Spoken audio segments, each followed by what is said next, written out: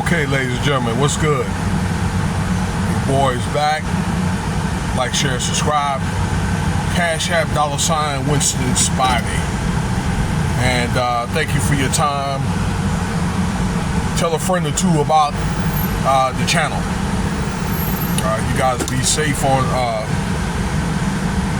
for the weekend. I know you guys are trying to wrap up those last summer vacations. You know, technically the summer is not over for a couple of months, but I know a lot of you guys that work for the school system and that kind of thing, college. Maybe you have to get your kids ready for school.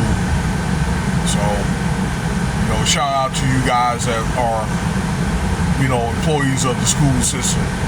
My mom was a retired school teacher. But anyway, look, let me break it on down here. Y'all know who he is, Shannon Sharpe. Being if you're an athlete, former athlete, or maybe in the social media world, okay?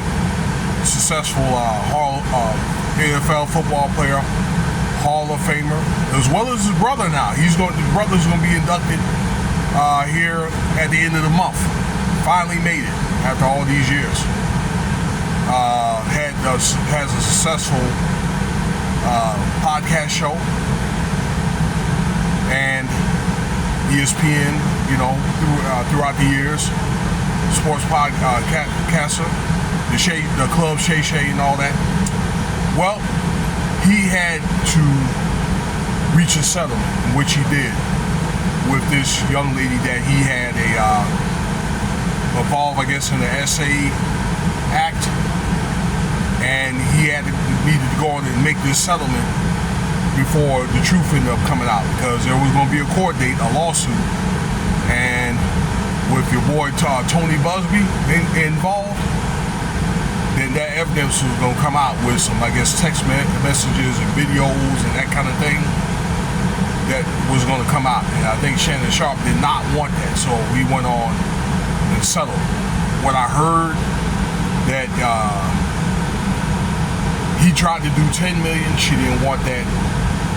She wanted 50. I don't think she got 50. So somewhere in between 10 and 50.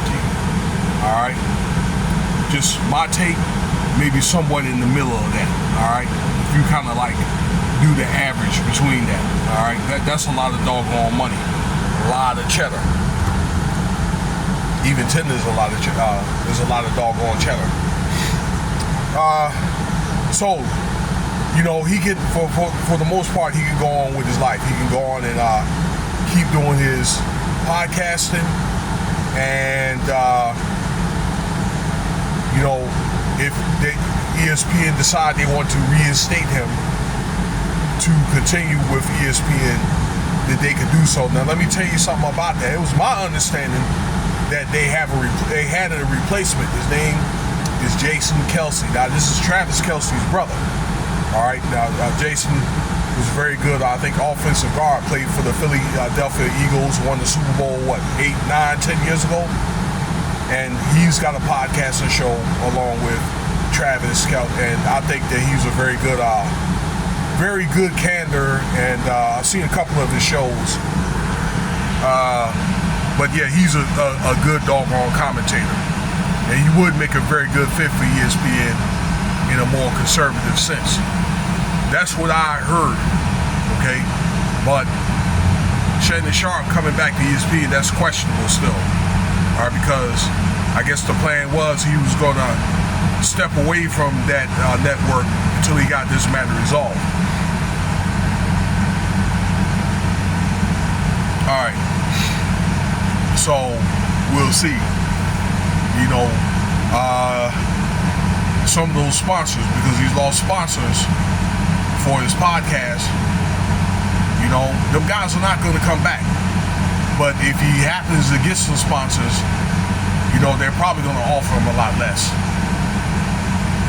You know, this is really, really not a good thing here, because, look, this is a reflection of a lot of things that Shannon Sharpe done. I was really, really shocked, you know, when he had a well-documented history is putting his hands on women. I don't believe some of that stuff was all him. okay? But it was just too many complaints. Like it was over at least a dozen since like the middle 90s, okay, or more.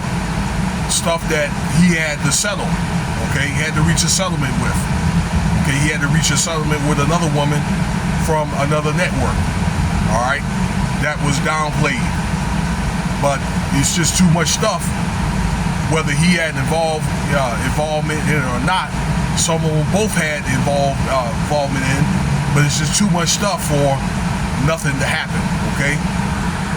There's some point in time that he's going to have to be held accountable for the things that he's done, okay? But it was one of the things where Shannon Sharpe, and I made a video about this about, 6 months ago, when running his mouth, talking about this settlement and all that, which was also a confidential agreement that was incorporated in this settlement, in which he came on ESPN running his mouth about it. Okay, which started more worse actions to be taken, like the lawsuit.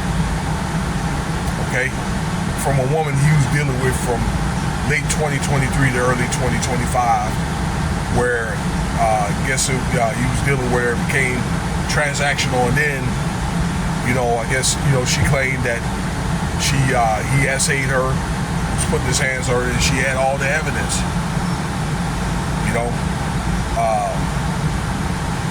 Voice messages, videos, the whole nine. There's also allegations that he was recording her without her consent. So I don't know, they could have been both fighting, but it's one of the things where at the end of the day he got caught. Maybe he should have just been the stronger vessel and walked away.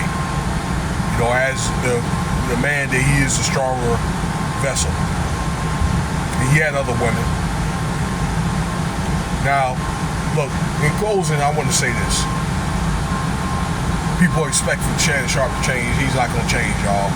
All right? But what I'm hoping that he'll do at 57, he just recently turned 57, is to do whatever he got to do not to get caught up in these allegations and end up messing up his money, because he messed up a lot of money. He messed up an extension from ESPN.